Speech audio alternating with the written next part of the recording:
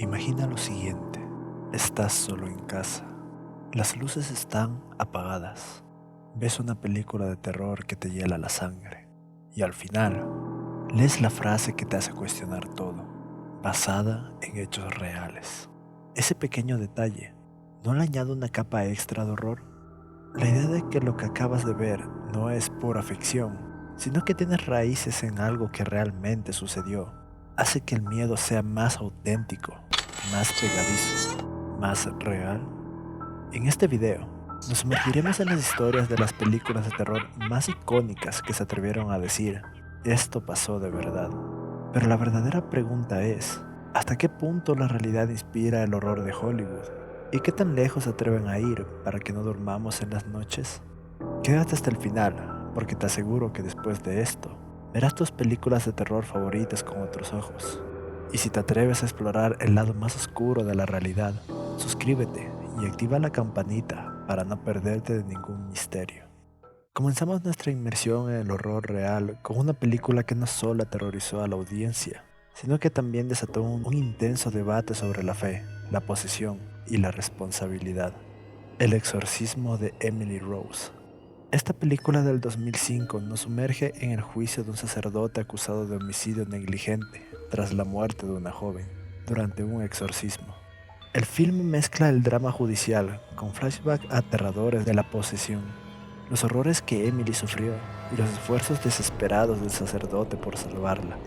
Pero lo que muchos no saben es que la historia de Emily Rose está directamente inspirada en un caso real, el de Anneliese Mitchell, una joven alemana de una familia católica devota, nacida en 1952. Desde su adolescencia, Anneliese comenzó a sufrir convulsiones y episodios inexplicables. Fue diagnosticada con epilepsia del lóbulo temporal y psicosis, pero su condición empeoró drásticamente. Empezó a tener visiones demoníacas, escuchar voces, sentir aversión a los objetos religiosos y a manifestar comportamientos extremos, como automutilación, hablar en diferentes lenguas y una fuerza sobrenatural. Ella y su familia estaban convencidos de que no era una enfermedad mental, sino una posesión demoníaca. Así que durante años, Anneli sufrió en silencio, sin que los tratamientos médicos tuvieran algún efecto. Finalmente, sus padres solicitaron un exorcismo, y el obispo local autorizó los ritos según el antiguo ritual católico. Se realizaron 67 sesiones de exorcismo durante 10 meses, 2 veces por semana, documentadas en grabaciones de audio que son verdaderamente espeluznantes. En ellas se escuchan voces guturales afirmando ser varios demonios, incluyendo a Caín, Nerón y Judas Iscariote. La tragedia alcanzó su punto culminante en 1976, cuando Anneliese Mitchell falleció a la edad de 23 años.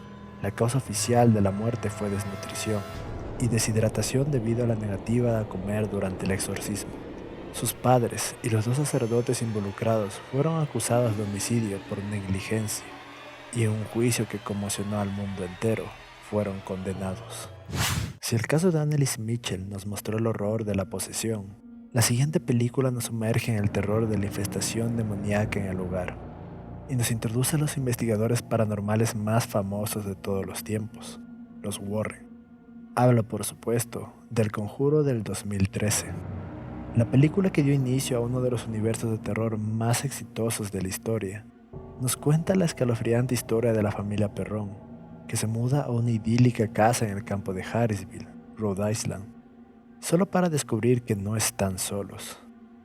Muy pronto, fenómenos inexplicables se apoderan de su hogar, puertas que se abren solas, susurros en la oscuridad, olores fétidos y una presencia cada vez más agresiva que aterroriza a sus hijas. Desesperados, los Perron recurren a los únicos que pueden ayudarles, Ed y Lorraine Warren, y aquí es donde la línea entre la película y la realidad se vuelve escalofriantemente difusa. La familia Perron, encabezada por Roger y Caroline, realmente existió, y sus experiencias en esa granja entre 1971 y 1980 son el corazón de esta película. Los Perron relataron haber vivido fenómenos verdaderamente aterradores. La cama de Caroline siendo levantada y arrojada, figuras oscuras observándolos, puertas golpeando violentamente y un persistente y putrefacto olor a carne en descomposición. Lorraine Warren misma afirmó haber presenciado levitaciones y haber sentido una presencia maligna y abrumadora en la casa. La película dramatiza y condensa eventos que ocurrieron a lo largo de casi una década, y el demonio, entre comillas, Bathsheba, es una figura centralizada de varias entidades que los Perron querían habitar en la casa. Pero más allá de las licencias creativas de Hollywood, el núcleo de la historia se mantiene: una familia aterrorizada por lo que vivía en su hogar, y la intervención de dos de los investigadores paranormales más reconocidos. La granja, que todavía existe, sigue siendo un foco de interés paranormal, con reportes continuos de actividad. Saber que los Perron realmente vivieron esto, que buscaron ayuda real y que sus testimonios concuerdan con los de los Warren, le da a El Conjuro una resonancia de miedo que traspasa la pantalla. Hemos visto demonios en hogares y pesadillas que matan, pero ¿qué pasa cuando la fuente del horror es algo tan inocente como un juguete? ¿Qué pasa cuando tu mejor amigo de la infancia cobra vida para hacerte daño? Hablo por supuesto de la franquicia de Child's Play, la saga que nos presentó al infame Chucky, el muñeco Good Guy poseído por el espíritu de un asesino en serie. Desde 1988, Chucky ha aterrorizado a generaciones con su cuchillo y su risa maníaca, convirtiéndose en un ícono de la cultura pop del terror. Aunque la historia de Chucky y el arma de Charles Lee Ray es ficticia, la inspiración detrás del concepto de un muñeco poseído es muy real y viene de un legendario caso de Key West, Florida, el de Robert el Muñeco. La historia comienza en 1906, cuando un niño llamado Robert Eugene Otto recibió un muñeco de regalo. El muñeco, que vestía un traje de marinero, rápidamente se convirtió en el compañero constante del niño, quien también se llamaba Robert, y por lo tanto, el muñeco fue bautizado como Robert el Muñeco. Pero pronto los padres de Eugene comenzaron a notar cosas extrañas. Escuchaban risas inusuales provenientes de la habitación del niño. Veían al muñeco cambiando de posición, y cuando ocurrían travesuras inexplicables en la casa, el joven Robert solía culpar al muñeco. Fue Robert el Muñeco, decía. El muñeco, según la leyenda, poseía una extraña energía. Se decía que sus ojos cambiaban de expresión, que se movía por la casa e incluso que hacía ruidos y se reía. Testigos y vecinos reportaron haberlos visto asomarse por las ventanas cuando no había nadie en casa. Con el tiempo, Robert el Muñeco fue guardado en un baúl en el ático, pero incluso allí, su influencia maligna parecía persistir.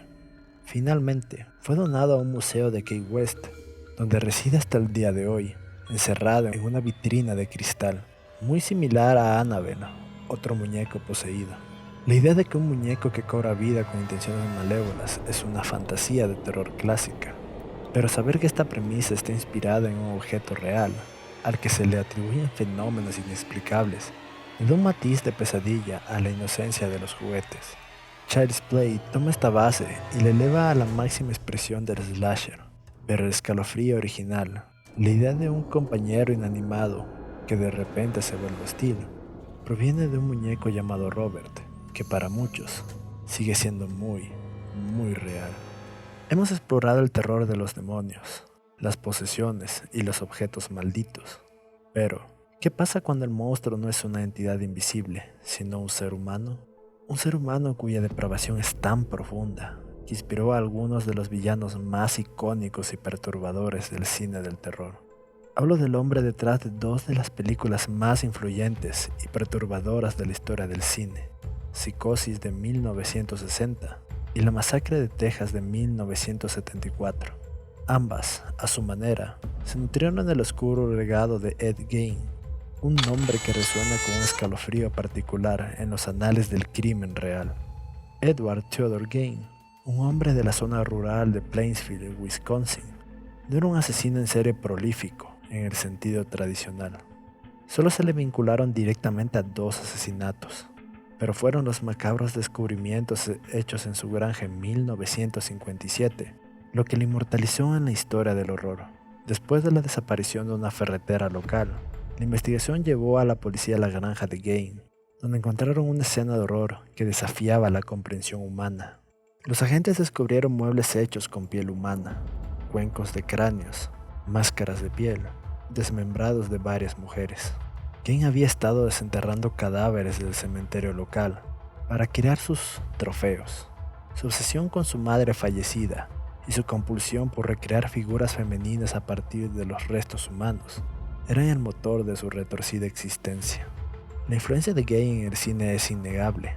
Psicosis tomó de él la figura del asesino solitario, obsesionado con su madre, que incluso conservaba el cadáver de ella. Norman Bates, con su trastorno de personalidad y su motel aislado, es un reflejo de la vida secreta y perturbadora de Gain. Por otro lado, la masacre de Texas trajo a Gain el concepto del asesino rural enmascarado, que aterrorizaba a las víctimas con herramientas de granja y usaba huesos y piel para decorar su hogar. Aunque Gain no usaba exactamente máscaras de piel humana como tal, la atmósfera de terror crudo y sin explicaciones en la película también se inspira en la incomprensible depravación de Gain. Estos filmes nos recuerdan que el terror más profundo no siempre viene de fantasmas o demonios, sino de la capacidad de la mente humana para el horror. Saber que Norman Bates o Leatherface tiene sus orígenes en un hombre real, un vecino común que existió y cometió actos tan atroces, añade una dimensión de miedo que ninguna ficción podría igualar. Ahora tenemos que recordar una casa, una historia, que se convirtió en sinónimo de horror basado en hechos reales y que ha aterrorizado a generaciones, dejando una pregunta persistente en el aire. ¿Qué tan real fue lo que pasó en Amityville? Así es, hablo de The Amityville Horror, una película de 1979 y su remake en el 2005, que narra la pesadilla de la familia Lutz. Ellos compraron una casa a un precio increíblemente bajo en Amityville, Nueva York, sin saber que solo un año antes había sido el escenario de una terrible masacre. Poco después de mudarse, comienzan a experimentar fenómenos aterradores, voces extrañas, objetos que se mueven, olores nauseabundos, visiones demoníacas y una influencia maligna que parece apoderarse del padre de familia, George Lutz.